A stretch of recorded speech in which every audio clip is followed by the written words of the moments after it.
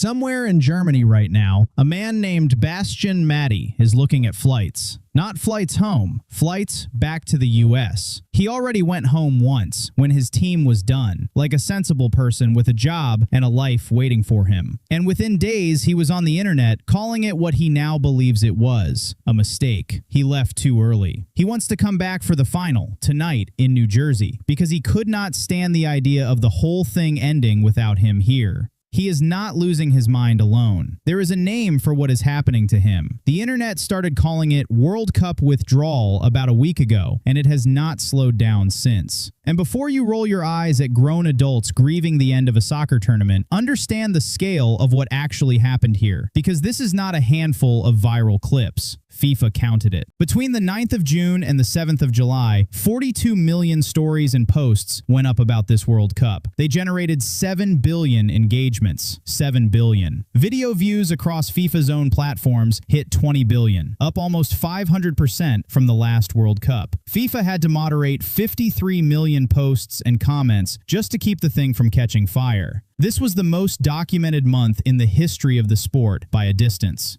And the crowds underneath those numbers were just as real. More than 3.5 million people came through the turnstiles across this tournament, the most in World Cup history. More than 1994, the last time America opened its doors to the world. On a single day in June, 281,000 of them poured into 4 stadiums. Another 7.5 million packed the free fan festivals in the host cities, the ones with the big screens and the food trucks, and the strangers who became friends by halftime. Tonight, more than 80,000 will fill MetLife for the last 90 minutes of all of it. And here is the strange part. Most of it was not about the soccer. It was about us. It was about America. The food, the stores, the air conditioning, the strangers. Foreign fans came here for a game and spent 6 weeks documenting the country like anthropologists who had just stumbled onto a lost civilization that runs entirely on ranch dressing and free refills. Start with the ranch, because the ranch earned its own paragraph. A Swedish fan posted 3 words in all capital letters. Europe, we need ranch ASAP. And it was seen more than 10 million times. Another Swedish woman called it, and I am quoting her directly, like crack. And when they tried to take it home, the TSA had to get involved, an actual federal agency. They posted, days since the last airport ranch incident, 0. Reminded everyone that ranch legally counts as a liquid and told fans to pack it in their checked bag and to please stop chugging their ranch outside security. Kraft heard all of this and released a limited edition TSA-compliant ranch travel kit. 6 airports started stocking bottled ranch for departing fans. That is not a joke I am writing. That is a supply chain responding to grief. Then there is Buc-ee's. A German fan named Freddie posted a photo of a Texas gas station with the caption, "Dude, Lamau, this is a gas station," and it was seen 24 million times. A French visitor confessed the entire arc of his conversion in one sentence. "I wanted to hate it, be the superior Frenchman, a snob, but then I ate the beaver nuggets." A Scottish fan put it more plainly. The European mind cannot comprehend how intoxicatingly good these things are. Fort Worth had to run a $10 shuttle just to move the tourists to the gas station and back.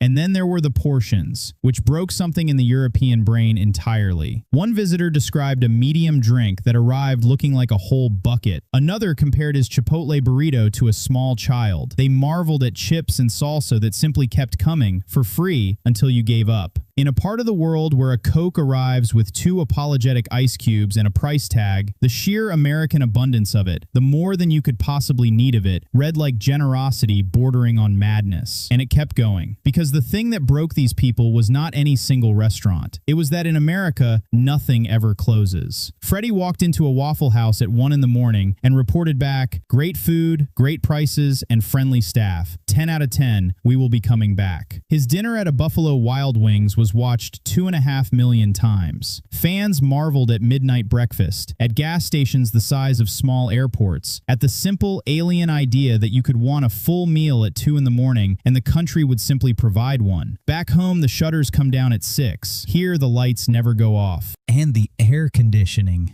A British food creator named John O. Yates stepped into a cold hotel room after a day in the American summer and said, "It was absolute happiness. I now know what the best thing in the world is." He was not being cute. He meant the air conditioning. A French comedian, Victor Bachung, said the one thing the World Cup taught him was that there is something special about American air conditioning. A Scottish fan filmed a self-serve ice machine and said it changed my entire way of thinking. Somebody discovered free refills and asked out loud in genuine disbelief, "I can refill this 1,000 times?" An influencer named Leah Ray stood at an outdoor event and asked the question that says everything. What is the deal with free refills in America? Now here is where it turns, because if you think this video is about food, you have missed what actually happened to these people. It was never really about the ranch. There is a German fan named Sebastian Kraus. Before he came, he was scared. He had read the same headlines the rest of the world reads about America, the ones about how dangerous it is, how divided, how you are taking your life in your hands just by landing here. And then his group got stranded, and a man from New England named Bob, and Bob's family, simply picked them up and drove them to their hotel. No reason, no angle, just kindness. And Kraus went on the news in Boston and he could not hold it together. He said he cried in the stadium. He said, and hold on to this one, Americans are not rude. Germans are not rude. If we are together, we can achieve great things. He watched the clip of it back about 40 times just to feel it again. That is the thing sitting underneath all the ranch jokes. Scottish fans came to Boston in such numbers and were treated so well that the mayor of Boston and the city of Glasgow are now in the process of becoming sister cities. 40 to 50,000 Scots showed up. One bar got drunk completely dry of its own beer. A soccer tournament turned into a formal municipal friendship between two cities 4,000 miles apart, and they signed the paperwork in a Scottish pub. This is the part that got so big, even the country noticed itself. Fans arrived having been told America was angry, divided, dangerous, a place in decline. And instead, they found something so ordinary that it became extraordinary. A country that looked nothing like the headlines they had been handed. It became such a widely shared moment that it stopped being a fan story and started being a national one. Montages of foreigners falling for the place, bouncing all the way up to the White House. Think about what the story was supposed to be. For 2 years, the coverage was about whether America could even pull this off. Whether the country was too big, too divided, too complicated, too far gone to host the planet's tournament without the whole thing turning into a mess. That was the expectation the world packed in its luggage on the way over. And then people actually got here, and they started posting what they were actually finding. And the story quietly flipped in real time. Not a mess.